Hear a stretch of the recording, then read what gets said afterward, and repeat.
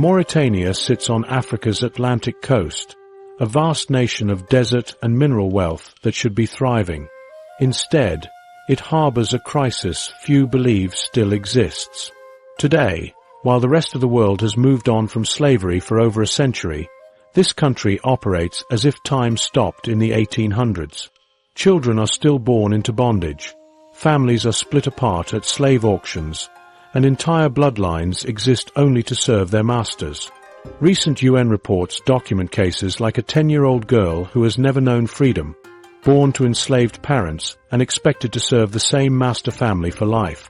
Estimates suggest up to 140,000 people remain enslaved in Mauritania, but determining the true scale proves far more complicated. The numbers game. What 2025 data reveals.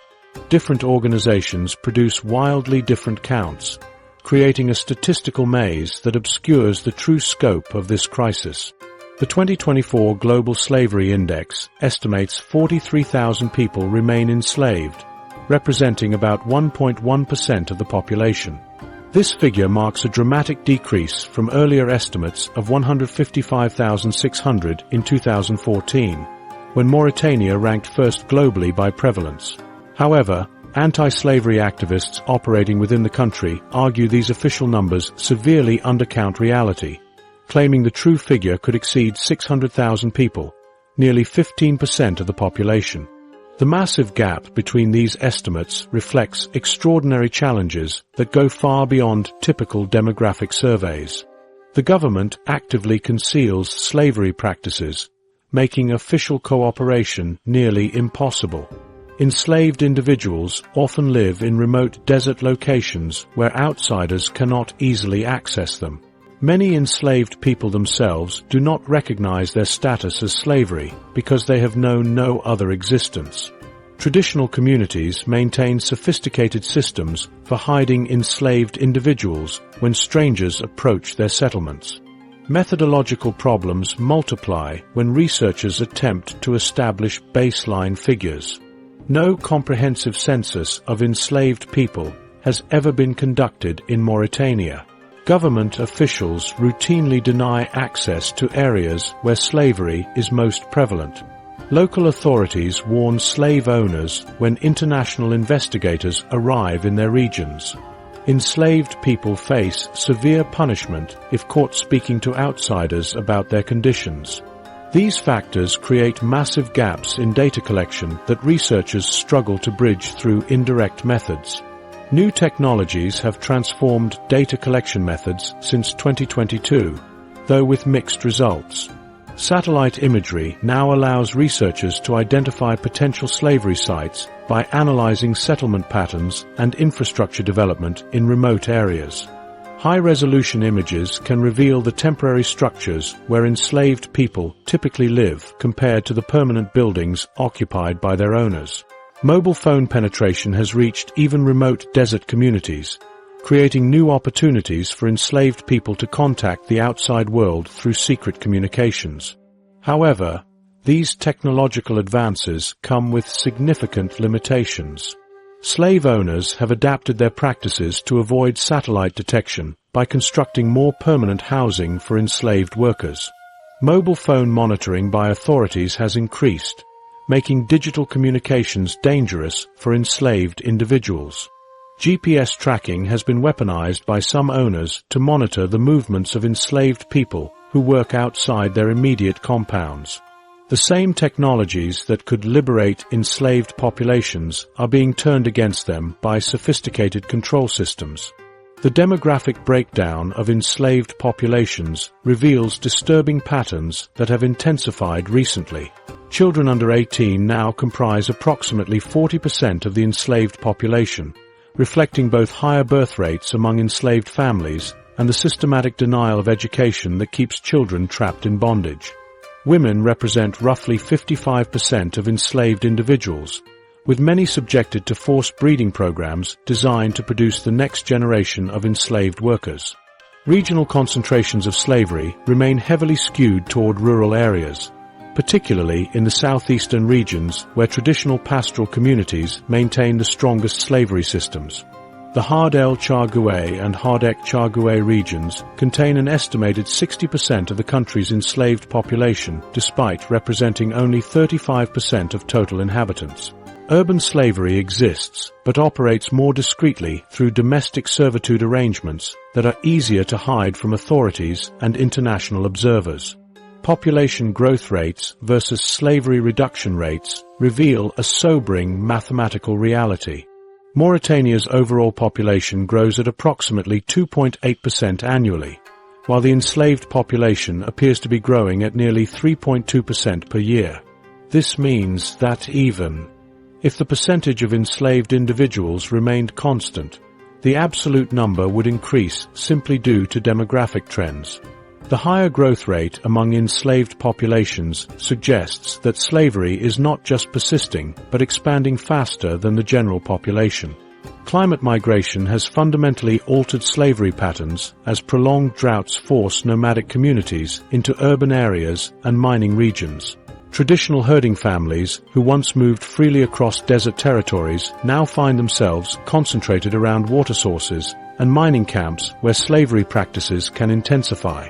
Displaced communities become vulnerable to exploitation by established slave-owning families who offer shelter and food in exchange for unpaid labor commitments that quickly become permanent bondage. International mining projects have created new demand for forced labor in extraction industries that did not previously rely heavily on enslaved workers. Chinese-funded iron ore operations and European-backed fishing ventures require large numbers of unskilled laborers for dangerous work that free workers increasingly refuse to perform. While these companies deny direct involvement in slavery, their subcontracting arrangements often lead to enslaved workers being provided by local partners who maintain traditional bondage systems. Despite decades of international attention, documentation efforts, and advocacy campaigns, the absolute number of enslaved people in Mauritania has likely increased in recent years.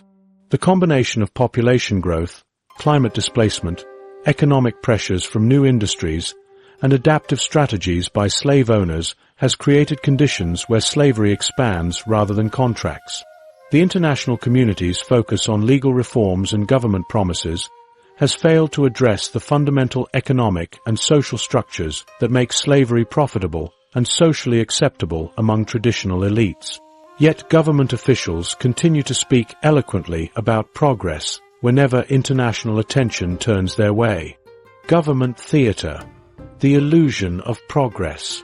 The disconnect between public promises and private reality becomes starkest when examining specific government actions designed to create the appearance of progress while preserving existing power structures. President Mohamed Ould Ghazouani speaks with remarkable eloquence about ending slavery when international cameras roll. In his 2023 address to the nation, he declared slavery a stain on Mauritania's honor that must be wiped clean through decisive government action. His words carried the weight of moral authority as he promised comprehensive reforms and unwavering commitment to human dignity. Yet travel just 50 kilometers outside the capital city and you will find enslaved families working the same land their ancestors worked, owned by the same families who have held them for generations, living under conditions that have barely changed since Ghazouani took office. The government established the National Agency to fight against the vestiges of slavery, integration, and fight against poverty in 2013 with considerable fanfare. Known by its Arabic name Tadamount, this agency received substantial funding and a headquarters building in Nouakchott that projects an image of serious institutional commitment. The agency's director, Hamdi Ould Mojoub, holds press conferences where he outlines ambitious programs for water access and agricultural support. However, his public statements reveal the fundamental disconnect at the heart of government efforts. Mojoub has stated that slavery, as an accepted institution, does not exist in Mauritania. This official denial makes it impossible for the agency to address the core problem it was supposedly created to solve. Tadamount focuses its efforts on infrastructure projects and poverty reduction programs that avoid direct confrontation with slavery systems. The agency drills wells and provides farming equipment to rural communities, while carefully avoiding questions about who owns the labor that maintains these wells and works these farms. Government officials describe these programs as addressing the root causes of slavery by improving economic conditions. In practice, these improvements often benefit slave owners more than enslaved people, because the infrastructure increases the value of properties where enslaved labor is concentrated. Government officials use international conferences and United Nations meetings to showcase their commitment to human rights while maintaining complete inaction at home. Foreign Minister Mohammed Salem Ould Merzouq travels regularly to European capitals where he presents detailed action plans and legislative reforms. These presentations include impressive statistics about legal changes and institutional developments that create an illusion of systematic progress. European Union officials and American diplomats receive these briefings favorably because they provide political cover for continued economic and security cooperation with Mauritania. International aid money designated for anti-slavery efforts disappears into a labyrinth of government accounts and subcontractor arrangements that make tracking nearly impossible. The European Union has provided over €15 million since 2022 specifically for slavery eradication programs. American aid agencies have contributed another $8 million for similar purposes. These funds support government salaries for anti-slavery officials, training programs for law enforcement, and awareness campaigns that reach primarily urban audiences who already oppose slavery. None of this money directly assists enslaved people or threatens the economic interests of slave owners. Recent legislative changes appear progressive when examined by international observers, but contain loopholes that render them completely ineffective in practice. The 2015 amendments to anti-slavery laws expanded the definition of slavery to include child labor and increased maximum penalties to 30 years imprisonment. However, these same amendments require victims to file formal complaints with authorities, knowing that enslaved people have no access to legal systems and face deadly retaliation for seeking outside help. The laws also require corroborating evidence from independent witnesses, though enslaved people typically live in isolation where only their owners can provide testimony. The government responds to international criticism through sophisticated diplomatic strategies designed to deflect attention without addressing substance. When human rights organizations publish reports documenting slavery practices, government spokespersons immediately question the methodology and political motivations behind these studies. Officials claim that Western critics misunderstand traditional labor arrangements and religious practices, framing slavery as a cultural issue rather than a human rights violation. This approach successfully confuses international audiences and creates enough ambiguity to prevent decisive action. The revolving door between government positions and traditional elite families creates an obvious conflict of interest that prevents meaningful reform. Current cabinet members include individuals whose extended families own enslaved people and profit directly from unpaid labor. The Minister of Rural Development grew up on a property worked by enslaved families who remain there today. The Attorney General's brother operates a livestock business that relies entirely on enslaved herders. These personal connections make it impossible for government officials to pursue policies that would threaten slavery systems without harming their own family's economic interests. Government security forces continue protecting slave owners from abolitionists and international investigators despite official policies that supposedly support human rights. Police regularly arrest activists who attempt to document slavery conditions or assist escape attempts. Military units provide escorts for slave owners who transport enslaved people to avoid contact with journalists or human rights workers. Security officials warn traditional leaders when international investigators plan visits to areas where slavery is concentrated, allowing slave owners to hide enslaved people temporarily. The government's official position remains that slavery is totally finished and all people are free, despite overwhelming evidence to the contrary. This denial extends beyond public relations into active obstruction of efforts to address the problem. Officials describe discussions of contemporary slavery as manipulation by the West, and attribute reports of ongoing bondage to foreign interference designed to undermine Mauritanian sovereignty. This defensive posture makes dialogue impossible and ensures that government theater continues while real people remain in chains. The few cases that do reach the courts reveal just how thoroughly this system of denial has infected every level of the justice system. The courtroom charade. Justice denied. When slavery cases do make it to trial, the proceedings expose the complete failure of legal institutions to provide meaningful justice for victims or deterrence for perpetrators. The most recent slavery conviction in 2024 tells the entire story of Mauritania's broken justice system in a single case. A livestock owner named Ahmed Ould Brahim was found guilty of enslaving 3 members of the same family for over 15 years on his property in Kiffa. The evidence was overwhelming. Multiple witnesses testified that the family worked without pay from dawn until dusk 7 days a week. Physical evidence showed they lived in a mud hut without running water or electricity, while Brahim's family occupied a modern house with satellite television and air conditioning. The enslaved family had been beaten regularly and prevented from leaving their property through threats and violence. Despite this clear-cut case of hereditary slavery, Judge El Sheikh Sid Mohammed Ould Chaina sentenced Brahim to 18 months in prison and ordered him to pay a fine equivalent to $300. The enslaved family received no compensation for their years of unpaid labor and no assistance in rebuilding their lives after gaining freedom.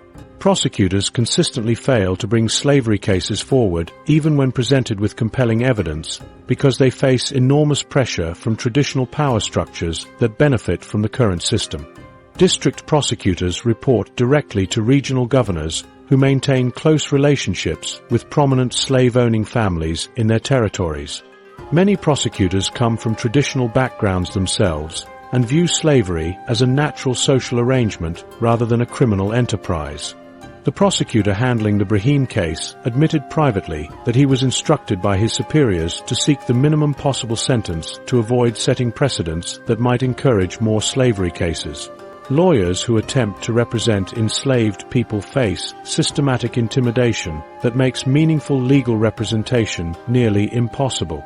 Attorney Brahim Ould Bilal has represented enslaved clients in 7 cases since 2022 and reports receiving death threats after each court appearance. His law office was vandalized twice in 2023, and his vehicle was destroyed by unknown attackers who left notes warning him to stop representing enslaved people. Other lawyers report being excluded from local bar association meetings and losing non-slavery clients when they take slavery cases. Traditional courts operating under Islamic law create fundamental conflicts with modern anti-slavery legislation because many religious scholars interpret certain slavery practices as permissible under traditional interpretations of Sharia. Islamic courts handle family disputes and inheritance matters that often involve enslaved people as property to be distributed among heirs. These courts consistently rule that traditional master-servant relationships represent legitimate religious arrangements rather than criminal slavery. When modern criminal courts attempt to prosecute slavery cases, defendants routinely appeal to Islamic courts for alternative judgments that contradict secular legal findings. Corruption ensures that slavery cases never reach trial or result in acquittals through bribery networks that extend from local police stations to Supreme Court chambers. Court clerks demand payment to file slavery complaints and often lose paperwork when bribes are not provided. Judges receive regular payments from slave-owning families to dismiss cases on technical grounds or rule that evidence is insufficient for conviction. Police investigators report being offered substantial sums to avoid collecting evidence or to intimidate witnesses into changing their testimony. The legal system treats testimony from enslaved people as inherently unreliable, while accepting slave owner statements as factual without corroboration. Enslaved witnesses are routinely questioned about their motivations for bringing cases and accused of lying to gain financial compensation. Judges frequently dismiss enslaved people's testimony as confused or manipulated by outside agitators seeking to damage Mauritanian society. Conversely, slave owners receive respectful treatment in courtrooms, and their character witnesses are allowed to speak at length about their good reputations and religious devotion. Recent cases demonstrate how victims who escape slavery are prosecuted for theft or other crimes against their former masters, while the masters face no consequences for enslaving them. Fatimata Mint Mohammed escaped from a family that had enslaved her since childhood and was immediately arrested for stealing clothing and household items that she had made and maintained during years of unpaid labor. She received a 2-year prison sentence for theft, while her former masters faced no charges for slavery. The specialized court system, established in 2024 with international fanfare, operates with inadequate resources that make effective prosecution impossible. The 3 anti-slavery courts received a total budget equivalent to $92,000 for 2024, an amount insufficient to conduct proper investigations or provide victim support services. These courts lack specialized prosecutors, investigative magistrates, and support staff necessary for complex slavery cases. Rural regions where slavery is most concentrated have no access to specialized courts because defendants and witnesses cannot travel to urban centers where the courts are located. Legal officials consistently encourage victims and their families to resolve slavery cases through social mediation rather than criminal prosecution, undermining the entire legal framework designed to address slavery. Local authorities arrange meetings between enslaved families and their owners to negotiate informal settlements that typically involve minimal compensation in exchange for dropping criminal charges. These mediation sessions are presented as culturally appropriate alternatives to Western-style legal proceedings. The legal system actively perpetuates slavery by creating an environment where slave owners face virtually no risk of meaningful punishment, while enslaved people who seek justice face imprisonment, violence, and social ostracism. Rather than providing a pathway to freedom and justice, Mauritanian courts serve as another tool for maintaining traditional power structures that depend on unpaid human labor. Behind these institutional failures lie the real human stories of people who have lived through decades of bondage and somehow found the courage to speak about their experiences. Voices from the shadows. Recent survivor testimonies. Aminata Mint Sidi escaped slavery in March 2024 after 32 years of bondage that began the day she was born. Her master's family owned her mother and grandmother before her in an unbroken chain of hereditary servitude that stretched back generations. Aminata worked 18-hour days caring for livestock and maintaining her master's compound while receiving nothing more than scraps of food and worn clothing. She slept on the ground outside the family's house regardless of weather conditions. When she developed a severe respiratory infection in 2023, her master refused medical treatment because he considered the cost unnecessary for someone he viewed as property. Aminata finally escaped when activists from Enslaved contacted her through a mobile phone smuggled to her by a sympathetic neighbor. She now lives in a refugee settlement outside Nouakchott, where she struggles to understand concepts like personal choice and individual rights that were completely absent from her previous existence. Children born into slavery face psychological damage that extends far beyond physical abuse because they develop no concept of personal autonomy or human dignity. 12-year-old Musa has never attended school and cannot comprehend why other children his age play games or pursue interests of their own choosing. He was assigned to herd goats from age 6 and believes this represents his natural purpose in life. When asked about his dreams for the future, Musa responds with confusion because the concept of personal aspirations remains completely foreign to him. His vocabulary includes no words for concepts like career, education, or personal achievement. Activists report that children like Musa require years of intensive counseling before they can begin to understand that they possess individual worth and potential beyond serving their masters. Women who escape sexual slavery and forced breeding programs carry trauma that compounds the already devastating effects of lifelong bondage. Maryam Mint Ahmed was selected at age 14 by her master's son for forced reproduction and bore 6 children over the next 15 years while continuing her regular work duties. She received no medical care during pregnancies and was expected to return to full labor within days of giving birth. 3 of her children died in infancy from preventable illnesses that went untreated because her master considered medical expenses wasteful. Miriam was beaten severely when she showed grief over her children's deaths because her master believed enslaved people should not display emotions about family losses. After escaping in 2024, Miriam discovered that 2 of her surviving children had been sold to other families without her knowledge. Modern technology has become another tool for maintaining control over enslaved populations in ways that previous generations of slave owners could never have imagined. Enslaved people report that their masters monitor their mobile phone conversations and social media activity when they gain access to these technologies. Owners use GPS tracking applications to monitor the movements of enslaved people who work outside their immediate compounds. Social media platforms help slave owners locate and recapture individuals who attempt to escape by posting their photographs and offering rewards for information about their whereabouts. Failed escape attempts result in punishments designed to terrorize other enslaved people and prevent future escape efforts. Yusuf Ould Mohammed attempted to flee his master's compound in 2023, but was recaptured within 3 days by local police, who returned him without investigating his claims of enslavement. His master beat him with metal cables and denied him food for 2 weeks as punishment. Other enslaved people on the property were forced to witness these beatings as a warning against similar attempts. Yusuf's master also increased his workload and assigned him the most dangerous tasks as ongoing punishment for his escape attempt. Religious indoctrination serves as a primary tool for psychological control, as enslaved people are taught that their bondage represents divine will that cannot be questioned without committing blasphemy. Masters regularly conduct religious instruction sessions where they explain that slavery reflects natural social hierarchies ordained by God. Enslaved people are told that attempting to change their status demonstrates lack of faith and will result in eternal punishment.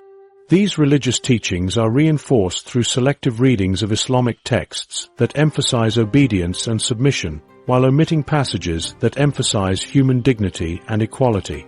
When international investigators or journalists arrive in areas where slavery is concentrated, enslaved people are hidden through elaborate deception schemes that local communities actively support. Enslaved individuals are moved to remote camps or temporary shelters where outsiders cannot locate them.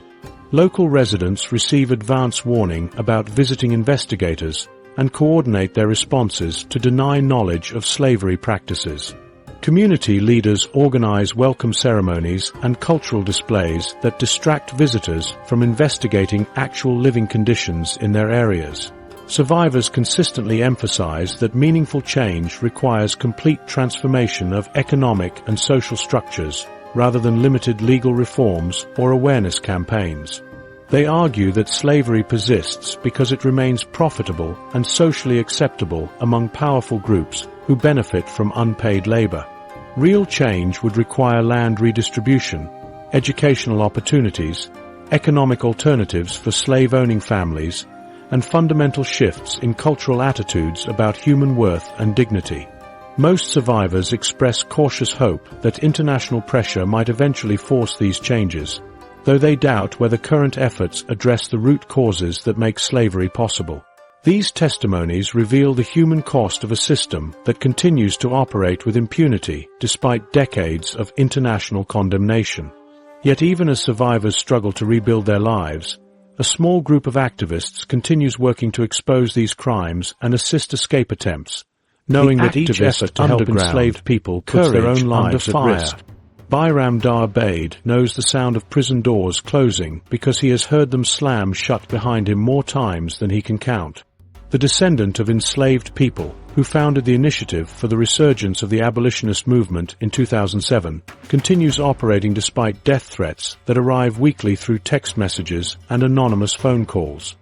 His organization receives detailed descriptions of how he will be killed and when these attacks will occur. Local police officers have warned him that they cannot guarantee his safety if he continues his activism.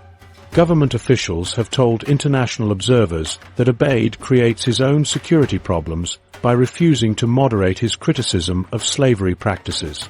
Despite these constant threats, Abeid travels throughout Mauritania documenting slavery cases and organizing communities to resist traditional bondage systems. Modern technology has revolutionized activist strategies while simultaneously creating new surveillance risks that make their work increasingly dangerous. Activists now use encrypted messaging applications to coordinate rescue operations and share evidence of slavery with international media outlets. Satellite phones allow communication in remote desert areas where cellular towers do not exist. Digital cameras and recording devices enable activists to document slavery conditions without relying on written testimony that enslaved people cannot provide due to illiteracy. However, government authorities have adapted their surveillance methods to monitor these same technologies. Police units now carry cell phone interceptors that can capture activist communications within a 10-kilometer radius. Social media monitoring software alerts authorities when activists post content related to slavery or human rights violations. Recent arrests demonstrate how authorities target anti-slavery activists through coordinated campaigns designed to destroy their organizations and intimidate their supporters. In September 2024, police arrested 14 members of the Enslaved during a peaceful demonstration outside the Ministry of Justice in Nouakchott. The activists were protesting the government's failure to prosecute slavery cases and demanding justice for recently escaped enslaved families. Authorities held the arrested activists in solitary confinement for 3 weeks without access to lawyers or family members. During interrogation sessions, police officers threatened to arrest the activists' children and spouses if they continued their anti-slavery work. Several activists reported being beaten during custody and denied medical treatment for injuries sustained during their arrests. Treatment of activists in custody reveals systematic patterns of abuse designed to break their psychological resistance and discourage future activism. Detained activists are typically held in overcrowded cells with common criminals and denied basic necessities like clean water and adequate food. Prison guards routinely subject anti-slavery activists to verbal abuse and humiliation while treating other prisoners normally. Activists report being forced to perform degrading tasks like cleaning toilets with their bare hands and being denied access to religious services that other prisoners attend freely. Medical care is deliberately withheld even when activists develop serious health conditions during extended detention periods. Women activists face additional gender-based persecution that compounds the general risks associated with anti-slavery advocacy. Female activists are routinely subjected to sexual harassment and threats of rape during encounters with police and government officials. Traditional community leaders denounce women activists as violating cultural norms by speaking publicly about social issues. Families of women activists often face social ostracism that affects their ability to earn income and maintain community relationships. Aminata Mint Mokhtar, who leads a women's anti-slavery organization in Rosso, has received death threats specifically targeting her gender identity and demanding that she return to traditional domestic roles instead of pursuing activism. Underground networks that help enslaved people escape operate through informal connections between activists, sympathetic community members, and former enslaved people who serve as guides and translators. These networks maintain safe houses in urban areas where escaped enslaved people can hide, while activists arrange transportation to refugee settlements or other countries. Network members use coded language and predetermined meeting locations to communicate without attracting government attention. The networks also provide basic necessities like food, clothing, and medical care to escaped enslaved people who arrive with nothing but the clothes they were wearing during their escape attempts. However, these networks remain extremely vulnerable to infiltration by government informants who report their activities to authorities, International support networks provide crucial financial and political assistance to local activists while creating additional complications related to cultural sensitivity and political sovereignty. European human rights organizations fund local activist groups and provide training in documentation techniques and legal advocacy. American universities offer scholarships to children of anti-slavery activists and provide platforms for activist leaders to address international audiences. However, government officials use these international connections to portray activists as foreign agents working against Mauritanian sovereignty and traditional values. This accusation resonates with many citizens who view international criticism of slavery as cultural imperialism rather than legitimate human rights advocacy. Personal costs paid by activists include family separation, economic hardship, and social isolation that affects every aspect of their daily lives. Many activists cannot maintain regular employment because employers fear government retaliation for hiring individuals associated with anti-slavery organizations. Activist families often live in poverty because their advocacy work prevents them from pursuing income-generating activities. Children of activists face harassment at school and difficulty accessing educational opportunities because of their parents' activities.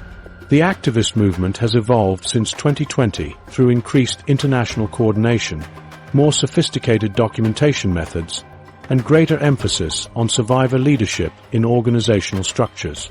Yet their efforts to expose slavery face a new challenge as international investment flows into Mauritania, creating economic opportunities that traditional power structures are eager to exploit through the same unpaid labor systems they have always used. Economic engines of enslavement, new industries, old practices. Mining camps and processing facilities now, the landscape where foreign capital meets traditional bondage systems in arrangements that benefit everyone except the enslaved workers themselves. Chinese companies have invested over $2 billion in iron ore extraction facilities that require thousands of workers for dangerous mining operations. European fishing consortiums have established processing plants along the Atlantic coast that demand large numbers of employees for factory work and boat crews. These international investors maintain official policies against forced labor and require their local partners to comply with international labor standards. However, subcontracting arrangements create layers of separation between foreign companies and the actual workforce that make monitoring nearly impossible. Local contractors who supply workers to foreign-funded projects routinely provide enslaved laborers while presenting them as voluntary employees to international supervisors. Mine operators report directly to Chinese project managers but recruit their workforce through traditional family networks that include enslaved people who have worked for the same families for generations. These enslaved workers receive no wages and live in temporary shelters without basic amenities while performing the same tasks as paid employees. Foreign supervisors rarely interact directly with local workers and rely on contractors to handle all personnel matters including housing, feeding, and transportation. Chinese-funded infrastructure projects have inadvertently strengthened slavery systems by increasing the economic value of regions where enslaved labor is concentrated. The new highway connecting Nouakchott to mining areas in the interior has made previously remote areas more accessible to international investors seeking cheap labor. Water infrastructure projects funded through Belt and Road Initiative loans have increased agricultural productivity on lands worked by enslaved families. These improvements benefit slave owners who control the land and labor, while enslaved people see no improvement in their living conditions despite producing increased economic value. Traditional pastoral slavery has adapted rapidly to include new economic activities as climate change forces nomadic communities to seek alternative income sources. Enslaved herders who once tended cattle and goats now work in artisanal gold mining operations that have proliferated throughout southern Mauritania. These small-scale mining sites operate without government oversight and rely entirely on unpaid labor provided by enslaved families who dig shafts and process or using dangerous chemicals. Enslaved people work 12-hour shifts in unstable mines while their owners sell the gold to international buyers who ask no questions about labor conditions. International commodity prices directly influence the intensity of slavery as owners increase or decrease exploitation based on potential profits from their enslaved workforce. When gold prices surge on international markets, enslaved people report working longer hours in more dangerous conditions as their owners attempt to maximize production. Iron ore price fluctuations affect the treatment of enslaved workers in mining camps, where food rations and medical care decrease when commodity revenues decline. Livestock prices on regional markets determine whether enslaved herders receive adequate nutrition or are forced to survive on minimal food while maintaining large herds for their owners. Climate change has forced enslaved people into new forms of labor as traditional pastoral activities become impossible in increasingly arid regions. Prolonged droughts have killed millions of livestock animals that enslaved herders traditionally tended, forcing slave owners to find alternative uses for their human property. Many enslaved families have been relocated to urban areas where they work as domestic servants or construction laborers rather than herders. Others have been moved to fishing communities along the coast where they work on boats or in processing facilities. Modern financial systems enable slave owners to hide the economic benefits of unpaid labor through sophisticated banking arrangements that make tracking slave-generated profits nearly impossible. International money transfer services allow slave owners to convert profits from enslaved labor into foreign currencies and deposit them in overseas accounts.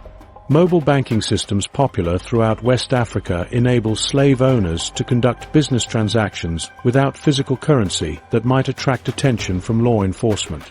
Supply chain connections between enslaved labor and international markets remain largely hidden because most products made with slave labor pass through multiple intermediaries before reaching final consumers. Gold mined by enslaved workers enters international markets through dealers who purchase from small-scale operators without investigating labor conditions. Livestock raised by enslaved herders are sold at regional markets where they mix with animals from other sources before export to neighboring countries. Fish caught by enslaved crew members are processed in facilities that combine catches from multiple boats, making it impossible to identify which products involved forced labor. The expansion of internet connectivity and mobile phone networks has enabled some enslaved people to contact the outside world, while also providing slave owners with new tools for surveillance and control. Enslaved people with access to mobile phones can communicate with activists and request assistance in escaping their situations. However, slave owners increasingly monitor these communications and use GPS tracking to prevent escape attempts. Some owners provide mobile phones to enslaved people specifically to create the illusion of freedom while maintaining complete surveillance over their activities. Economic modernization has failed to eliminate slavery because new industries have been grafted onto existing social structures rather than replacing them. Foreign investment and technological advancement have increased the economic value generated by enslaved labor without changing the fundamental relationships between slave owners and their human property. Modern equipment and international markets have made slavery more profitable rather than obsolete, ensuring that this ancient practice adapts and survives in contemporary economic systems. The international community that enables these investments bears significant responsibility for allowing this exploitation to continue under the cover of legitimate business partnerships. International complicity. The global failure. Major powers routinely sacrifice human rights principles when strategic interests are at stake, creating a global environment where slavery continues with minimal international consequences. The United States has described Mauritania as an excellent security and regional counterterrorism partner, despite overwhelming evidence that hundreds of thousands of people remain enslaved within its borders. American military cooperation with Mauritanian forces includes joint training exercises, intelligence sharing, and equipment transfers that strengthen the same government that refuses to prosecute slave owners. Pentagon officials justify this relationship by emphasizing Mauritania's strategic location in the Sahel region where terrorist groups operate freely across porous borders. European Union policies toward Mauritania reveal the same pattern of prioritizing economic and security interests over human dignity.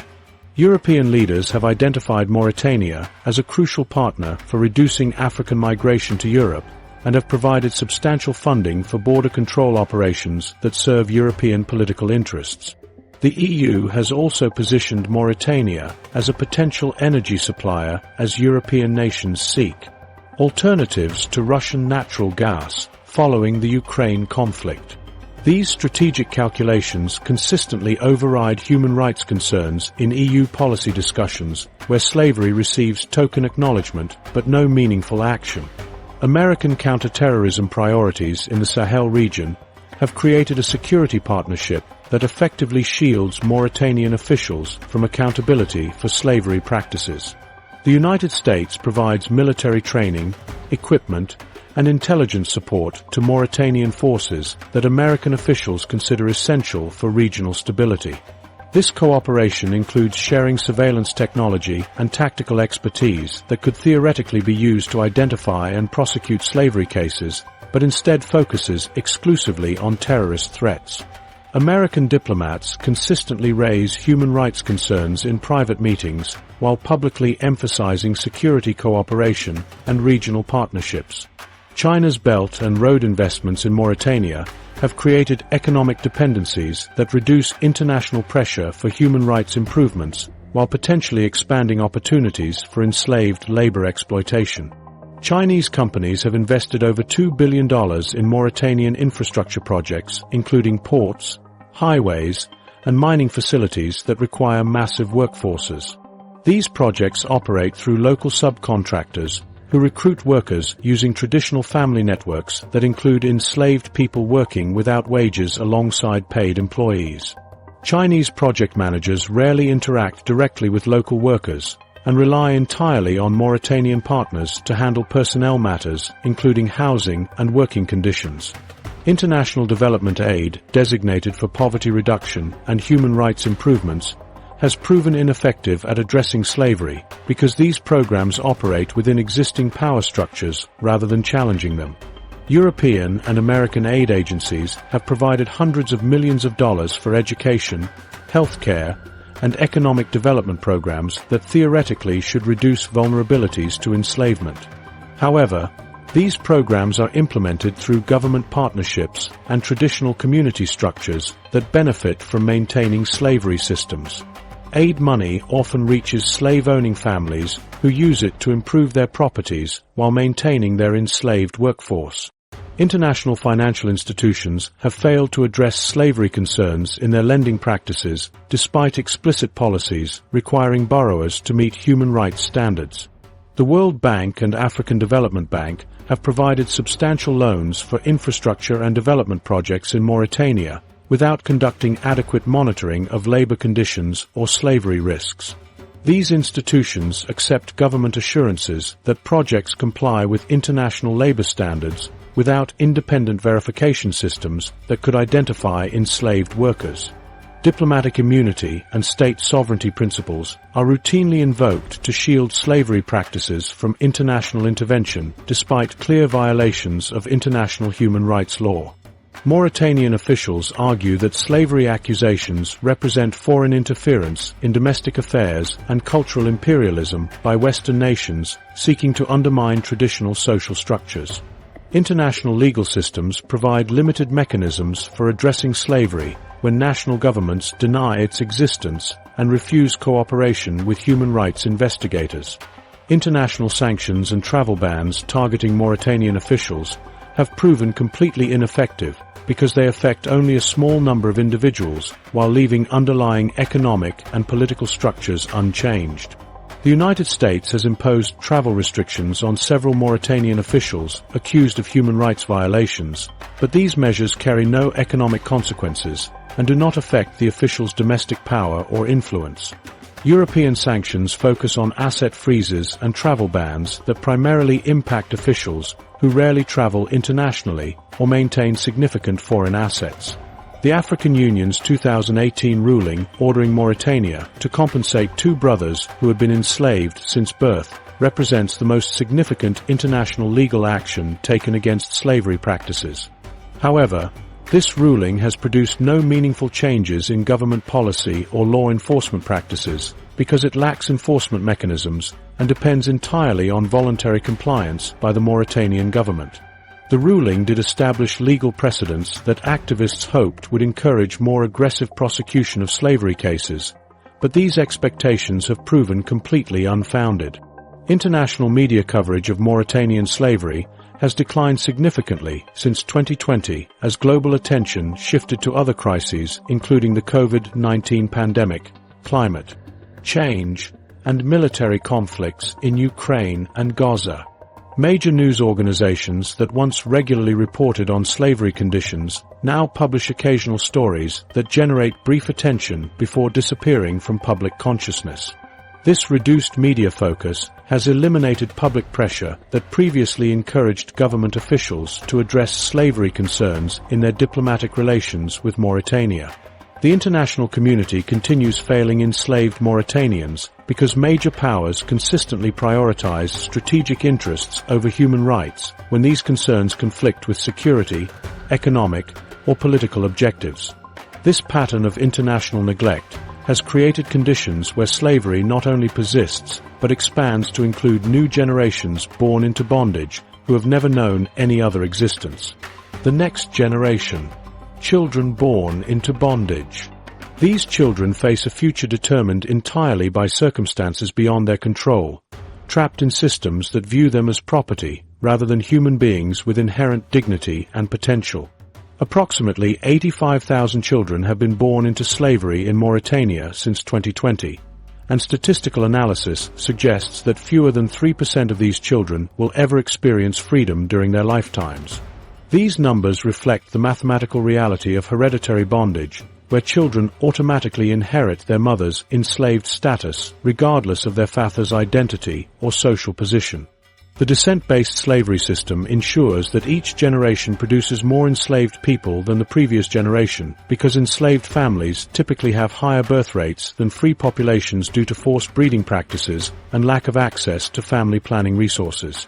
Enslaved children face systematic educational deprivation designed to keep them ignorant of the outside world and dependent on their masters for survival. They are prohibited from attending secular schools where they might learn about human rights, legal protections, or economic opportunities beyond serving their owners. Instead, enslaved children receive religious instruction that emphasizes obedience and submission, while teaching them that questioning their enslaved status represents blasphemy against Islamic principles. This religious indoctrination creates psychological barriers to freedom that persist even when physical escape becomes possible. The Civil Status Code creates additional obstacles for enslaved children by requiring copies of their biological parents' marriage licenses before birth certificates can be issued. Since enslaved people cannot legally marry, and many enslaved women bear children through rape or forced breeding programs, their children cannot obtain birth certificates that would provide access to government services or educational opportunities. Without birth certificates, these children remain invisible to authorities and cannot enroll in secondary schools even if they somehow gain access to primary education. Child labor practices vary significantly across different regions and industries, but share common characteristics of extreme exploitation and physical danger. In northern pastoral regions, enslaved children as young as 6 years old tend livestock herds under harsh desert conditions without adequate food, water, or medical care. These children walk for hours daily in extreme heat while managing animals that can injure or kill them if they make mistakes. Girls in domestic slavery perform household chores including cooking, cleaning, childcare, and water collection that requires them to work 18-hour days without rest periods or recreational activities. Southern mining regions rely heavily on enslaved children for gold extraction operations that expose them to mercury poisoning and cave-in risks that regularly kill or permanently disable young workers. These children dig narrow shafts by hand and process or using chemicals that cause respiratory problems and neurological damage. Coastal fishing operations employ enslaved children as crew members on overcrowded boats, where they face drowning risks and physical abuse from adult crew members who view them as expendable labor. Birth registration failures make enslaved children completely invisible to government systems that could theoretically provide protection or assistance. This invisibility has cascading effects throughout childhood because birth certificates are required for school enrollment, medical care, and other basic services. Children as young as 12 cannot access secondary education without proper documentation, creating a systematic exclusion that perpetuates slavery across generations. Psychological development among enslaved children shows profound differences from free children because they never experience concepts like personal choice, individual goals, or self-determination. Enslaved children develop no vocabulary for describing personal preferences or future aspirations because these concepts remain completely foreign to their daily experiences. They cannot understand why other children play games or pursue interests unrelated to work because their entire existence revolves around serving their master's needs. Traditional ceremonies and cultural practices systematically reinforce enslaved status through rituals that publicly mark children as property rather than individuals. Naming ceremonies assign enslaved children names that identify their masters' families rather than their own lineages. Coming-of-age rituals formalize work assignments and ownership transfers that determine children's roles for the remainder of their lives. Religious ceremonies emphasize enslaved children's obligations to serve their masters while denying them spiritual autonomy or personal relationships with religious teachings. Rescue and rehabilitation efforts by activists and international organizations face enormous obstacles because enslaved children often resist assistance due to psychological conditioning and fear of punishment. Children who have never experienced freedom cannot comprehend alternatives to their enslaved existence and may view rescue attempts as threats to their security and survival. Rehabilitation programs require years of intensive psychological support before formerly enslaved children can develop basic life skills like decision-making, problem-solving, and social interaction with free individuals. Climate change has significantly increased child slavery as environmental pressures force nomadic families into situations where they must surrender children to survive prolonged droughts and livestock losses. Families facing starvation trade children to slave-owning families in exchange for food and water needed for their remaining family members. Climate refugees fleeing environmental disasters become vulnerable to traffickers who promise assistance, but instead sell children into slavery arrangements that their desperate families cannot investigate or prevent. Economic pressures from international commodity markets affect enslaved children directly because their masters increase or decrease exploitation levels based on potential profits from child labor. When gold prices rise on international markets, enslaved children work longer hours in more dangerous mining conditions as their masters attempt to maximize production using unpaid labor. Agricultural price fluctuations determine whether enslaved children receive adequate nutrition or face starvation during periods when their labor generates lower revenues for their owners. Breaking the cycle of generational slavery requires fundamental changes in economic structures, legal systems, and social attitudes that currently make child slavery profitable and socially acceptable. Meaningful progress would require land redistribution that eliminates the economic basis for slavery, universal birth registration that provides legal identity to all children, compulsory education systems that override traditional authority structures, and comprehensive social services that offer alternatives to families currently dependent on enslaved labor. Without addressing these structural factors, children will continue being born into bondage, regardless of legal prohibitions or international pressure. Yet even in this seemingly hopeless situation, new tools are beginning to reach even the most isolated enslaved communities, creating Digital possibilities slavery. that previous generations could never have imagined. Double edge. Mobile phones now penetrate even the most isolated desert settlements, fundamentally altering the power dynamics between enslaved people and their masters in ways that neither side fully anticipated. Smartphones have arrived in the most remote corners of Mauritania's desert regions, creating unprecedented opportunities for enslaved people to document their conditions and contact the outside world. A 17-year-old enslaved girl named Fatima secretly recorded video footage of her daily work routine using a phone borrowed from a sympathetic neighbor. The footage shows her carrying water for 18 hours straight while caring for livestock in temperatures exceeding 45 degrees Celsius. She uploaded this video to Facebook, where it received over 50,000 views before her master discovered her activities and confiscated the device. This single video generated more international attention for her specific case than decades of activist reports about her family's enslavement. Social media platforms have become battlegrounds between enslaved people seeking help and masters attempting to maintain control over their human property. Enslaved individuals use Instagram and WhatsApp to share photographs of their living conditions with anti-slavery organizations operating internationally.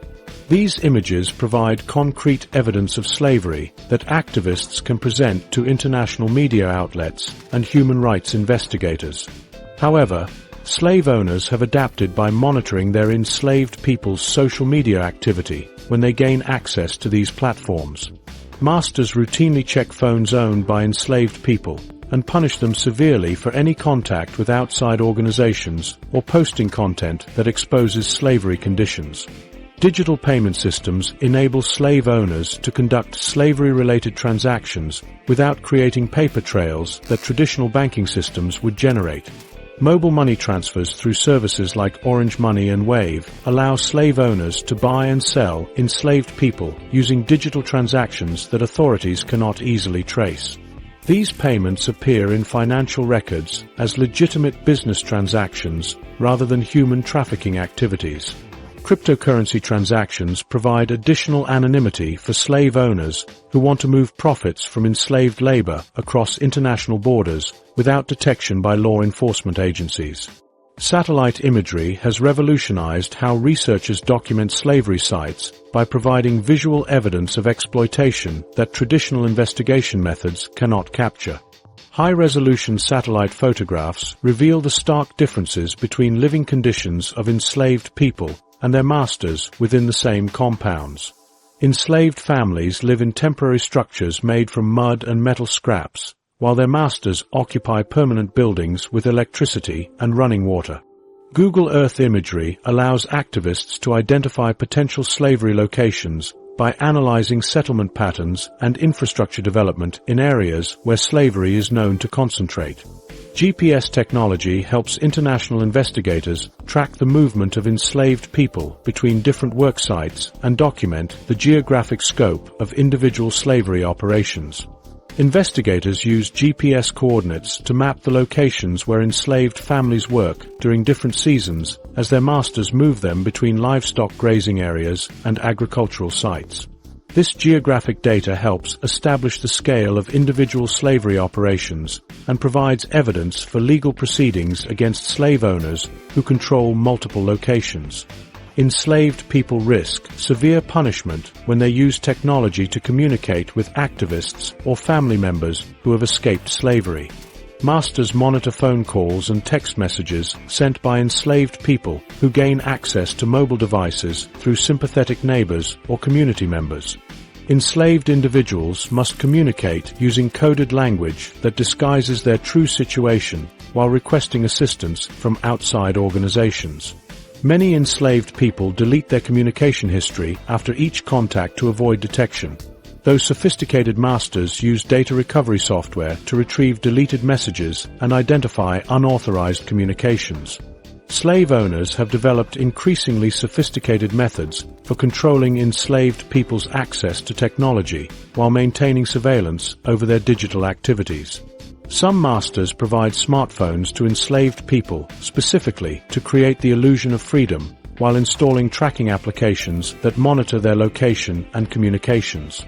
Masters use these tracking systems to ensure enslaved people remain within designated areas and do not contact unauthorized individuals.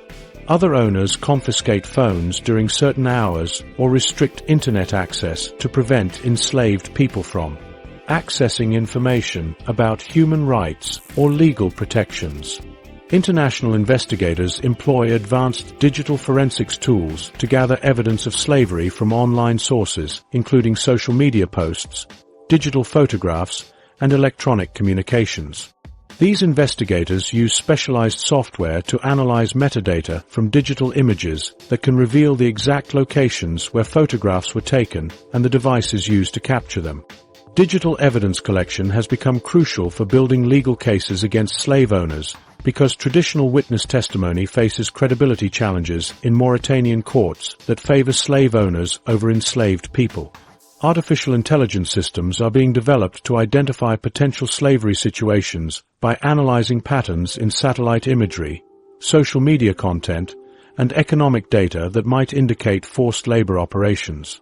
Machine learning algorithms can process vast amounts of visual data from satellite sources to identify settlements that match known characteristics of slavery sites. AI systems analyze social media posts for language patterns and keywords that might indicate slavery conditions, though these systems struggle with local languages and cultural contexts that affect how enslaved people describe their situations. The fundamental challenge with technology in anti-slavery efforts lies in the fact that the same tools that could liberate enslaved people are being weaponized by their masters to strengthen control systems. Advanced surveillance capabilities allow masters to monitor enslaved people more effectively than ever before, while digital payment systems help hide the economic benefits of slave labor from authorities. The technological arms race between activists and slave owners continues escalating as both sides develop more sophisticated methods for achieving their opposing objectives. Whether technology ultimately helps or hinders anti-slavery efforts depends entirely on who controls access to these tools and how they are implemented within existing power structures. Current trends suggest that slave owners are adapting faster to new technologies than activists or government authorities, using digital innovations to strengthen rather than weaken traditional slavery systems. Yet technology represents only one factor among many that shape the conditions enabling slavery to persist. And perhaps the most fundamental driver of all remains largely invisible to international observers focused on legal and technological solutions. The climate connection. Environmental crisis fueling human bondage. Environmental destruction has become the most powerful force driving slavery expansion across Mauritania, creating conditions where human bondage appears necessary for survival rather than morally reprehensible exploitation. The Sahara Desert has expanded westward by approximately 12,000 square kilometers since 2020, swallowing agricultural land and forcing entire communities into situations where slavery becomes their only means of survival. Rainfall patterns that once supported traditional pastoral lifestyles have shifted dramatically, with some regions experiencing 40% less precipitation than historical averages. These environmental changes have created a direct pipeline from climate disaster to human bondage, as desperate families surrender their children to slave-owning households in exchange for basic necessities like food and water. Climate refugees fleeing environmental disasters arrive in towns and cities with nothing but the clothes on their backs, making them perfect targets for slave owners seeking fresh labor. When prolonged droughts destroy livestock herds and kill crops, entire families become homeless and dependent on others for survival. These displaced people accept any arrangement that promises shelter and food, even when those arrangements involve unpaid labor and permanent servitude. Traditional social safety nets that might have protected vulnerable families during previous environmental crises have collapsed under the weight of repeated disasters affecting larger populations simultaneously. Water scarcity has transformed enslaved labor from a convenience into an absolute necessity for livestock owners and agricultural operators throughout rural Mauritania. Wells that once provided adequate water for small communities now require constant maintenance and expansion to reach deeper groundwater sources. Enslaved workers perform this dangerous well-digging work without safety equipment, while their masters profit from selling water to neighboring communities. The economic value of water access has increased so dramatically that slave owners view their human property as essential infrastructure rather than expendable labor. Livestock care has become exponentially more labor-intensive as animals require constant movement between increasingly scarce water sources and grazing areas. Enslaved herders now walk much longer distances to find adequate pasture and must work around the clock to keep animals alive during extended dry periods. Masters who once allowed enslaved herders some autonomy now monitor their movements closely because losing animals to drought represents catastrophic financial losses. The increased difficulty of livestock management has made skilled enslaved herders more valuable to their owners, strengthening the bonds of slavery rather than creating opportunities for freedom. Traditional nomadic routes that sustained pastoral communities for centuries have become impassable due to persistent drought conditions and expanding desert terrain. Nomadic families who once moved freely across vast territories now find themselves trapped in small areas around permanent water sources controlled by sedentary populations. These trapped nomads become dependent on established communities for survival and often surrender family members into slavery arrangements to secure access to water and grazing rights. The collapse of traditional mobility patterns has eliminated the economic independence that once allowed nomadic groups to resist enslavement. International climate adaptation funding totaling over $60 million has reached Mauritania since 2020, yet none of this money has been specifically allocated to address slavery vulnerabilities created by environmental disasters. Climate adaptation projects focus on infrastructure development and agricultural modernization without considering how these improvements might benefit slave owners more than enslaved populations. Water infrastructure projects funded by international donors often strengthen the economic position of slave-owning families who control the land where new wells and irrigation systems are installed. Environmental degradation has concentrated vulnerable populations in regions where slavery traditions are strongest and most resistant to outside intervention. Families fleeing drought-stricken areas typically migrate to the southeastern regions of Mauritania, where slavery is most entrenched among traditional pastoral communities. This geographic concentration makes it easier for slave owners to acquire new enslaved people, while making it more difficult for activists and international observers to monitor slavery conditions across dispersed populations. Agricultural slavery has intensified as climate change has reduced the total amount of arable land, while increasing the labor required to maintain crop production on remaining fertile areas. Enslaved agricultural workers now spend more time hauling water from distant sources and maintaining irrigation systems that require constant repair due to harsh environmental conditions. The decreased reliability of rainfall has made agricultural planning more complex and labor-intensive, requiring enslaved workers to adapt their activities based on unpredictable weather patterns. Climate scientists predict that environmental conditions in Mauritania will continue deteriorating throughout the next decade as global temperatures rise and precipitation patterns become even more erratic. These predictions suggest that current trends linking environmental degradation to slavery expansion will accelerate rather than stabilize. Water scarcity is expected to worsen significantly as underground aquifers become depleted and surface water sources disappear entirely in many regions. Climate justice advocates have begun recognizing connections between environmental protection and human rights that could transform approaches to addressing slavery in environmentally vulnerable regions. However, these connections remain largely theoretical because climate funding and anti-slavery advocacy continue operating through separate institutional channels that rarely coordinate their activities. Addressing climate change could provide the most effective pathway to reducing slavery in Mauritania, because environmental stability would eliminate many of the desperation factors that drive families into bondage arrangements.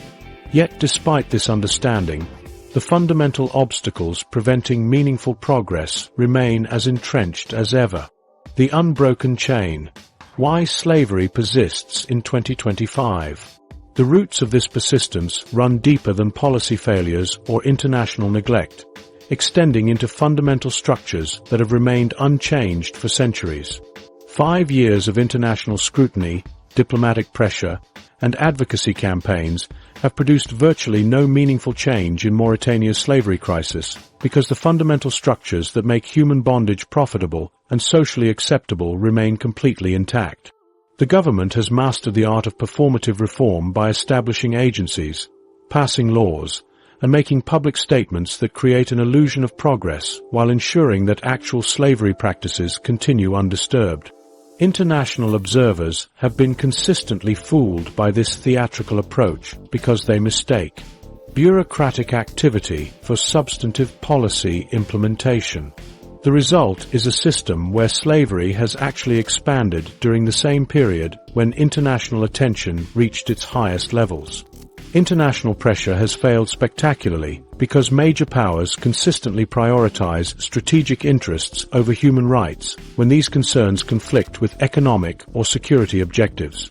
The United States values Mauritania as a counter-terrorism partner in the Sahel region and provides military cooperation that strengthens the same government that refuses to prosecute slave owners.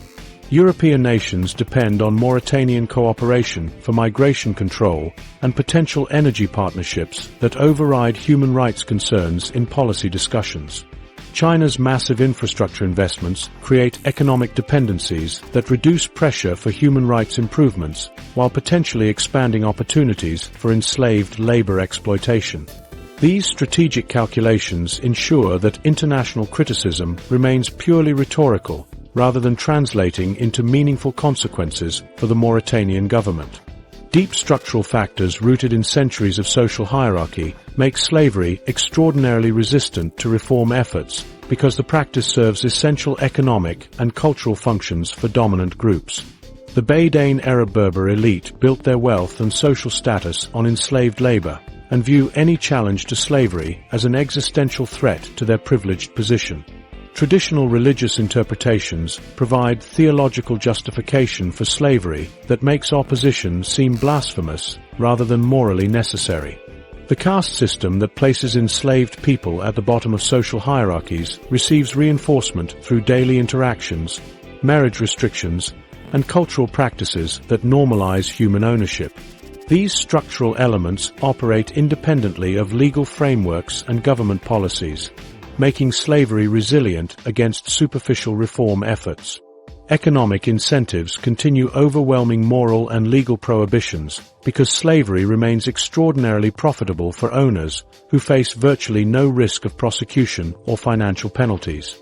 Enslaved workers cost nothing beyond minimal food and shelter while generating substantial revenues through livestock care, agricultural production, domestic service, and mining operations. The economic value of unpaid labor has increased as new industries like gold mining and fishing create additional opportunities for exploitation.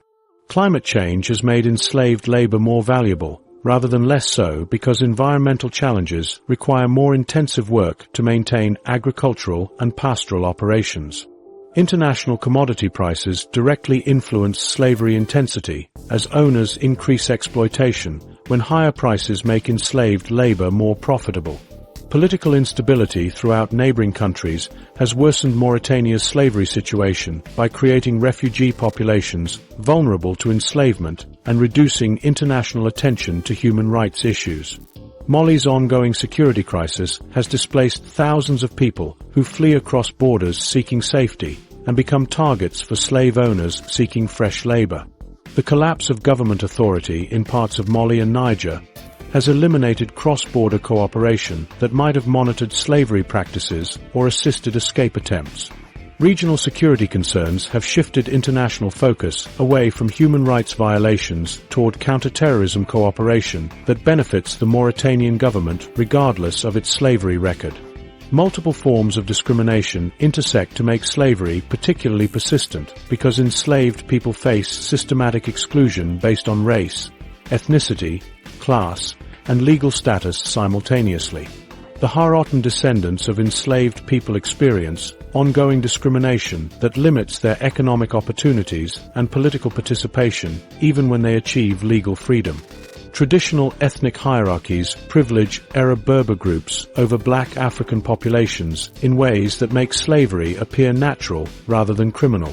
Gender discrimination compounds other forms of exclusion for enslaved women who face sexual exploitation and forced breeding programs in addition to labor exploitation. These intersecting disadvantages create multiple barriers to freedom that operate even when individual forms of discrimination might be addressed. Previous anti-slavery efforts have failed because they focused on legal reforms and awareness campaigns rather than addressing the economic and social structures that make slavery profitable and culturally acceptable. International organizations have invested millions of dollars in programs that create impressive documentation and training materials while having zero impact on actual slavery practices. Government agencies established to combat slavery have become bureaucratic tools for managing international criticism rather than institutions committed to eliminating human bondage. Legal reforms have created the appearance of progress, while including loopholes and enforcement gaps that ensure continued impunity for slave owners. Current trends suggest significant deterioration rather than improvement in slavery conditions because all the factors that drive human bondage are intensifying rather than diminishing. Climate change continues worsening environmental conditions that force vulnerable populations into desperate situations where slavery becomes their only survival option. Economic pressures from international markets are increasing rather than decreasing the profitability of enslaved labor in various industries. Population growth rates among enslaved communities exceed those of free populations, ensuring that absolute numbers of enslaved people will continue rising regardless of percentage improvements. Ending slavery in Mauritania would require fundamental transformation of economic structures, legal systems, and cultural attitudes that currently make human bondage profitable and socially acceptable among powerful elites. This transformation would need to include land redistribution, universal education access, comprehensive social services, and genuine political representation for formerly enslaved populations. Such changes would essentially require dismantling the entire social order that has existed for centuries and replacing it with democratic institutions committed to human equality and dignity. After decades of failed attempts and broken promises, the evidence points toward an uncomfortable conclusion about the true scope of this crisis. The mathematics of human bondage reveal a system operating with industrial efficiency across modern Mauritania. Conservative estimates place between 110,000 and 150,000 people in slavery today, representing an increase rather than decrease from previous years. Government officials deliver eloquent speeches about human dignity, while their security forces protect slave owners from prosecution.